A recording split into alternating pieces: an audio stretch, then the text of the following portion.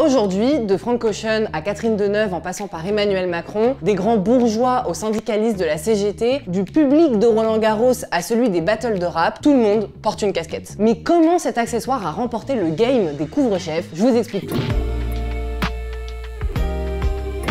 Tout commence à l'époque où on pouvait mourir d'un rhume et où tout le monde sentait le poney fatigué, j'ai nommé le Moyen-Âge. En 1571, en Angleterre, le secteur de la laine est quasi aussi faiblard que les biceps du roi Charles. Et du coup, pour le rebooster, l'État décide de rendre la casquette obligatoire. Ouais, c'est dingue, c'est presque aussi absurde que de vouloir interdire les casseroles. Du coup, à partir de là, la casquette devient un élément de base du dressing des ouvriers et des paysans en Angleterre et en Irlande. 26 ans plus tard, cette loi absurde est enfin abrogée, mais les gens continuent à la porter parce qu'elle est devenue un symbole d'opposition à la noblesse. Au départ, la casquette est plate comme un pancake, mais au 19e siècle, c'est la gavroche qui s'impose. Aujourd'hui, elle serait plutôt réservée aux fans de Peaky Blinders et aux mecs qui ont un début de calvitie. En 1800, c'est tous les ouvriers irlandais qui en portent une, et comme la Saint-Patrick, ils vont l'exporter aux États-Unis. D'abord réservée au milieu populaire, la casquette va petit à petit se gentrifier. Elle devient une star du tennis grâce à Alice Marble qui remporte le Grand Chelem en 1930, puis elle s'impose chez les cyclistes qui la portaient à l'envers pour protéger leur nuque du soleil, mais c'est grâce au baseball et notamment à Babe Ruth, le légendaire joueur des Yankees,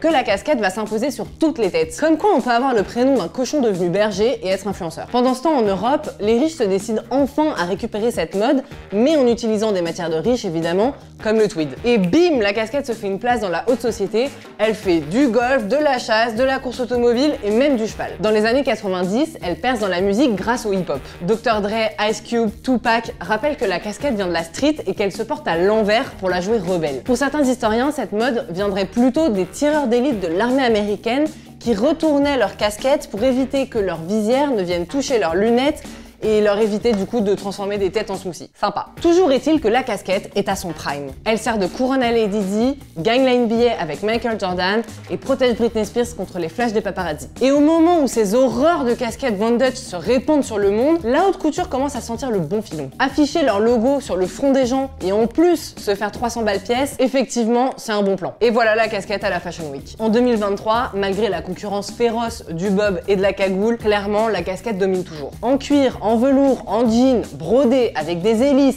en forme de pénis. Il y en a pour tous les goûts. Une marque israélienne a même inventé une casquette qui envoie de l'air pour éloigner le Covid.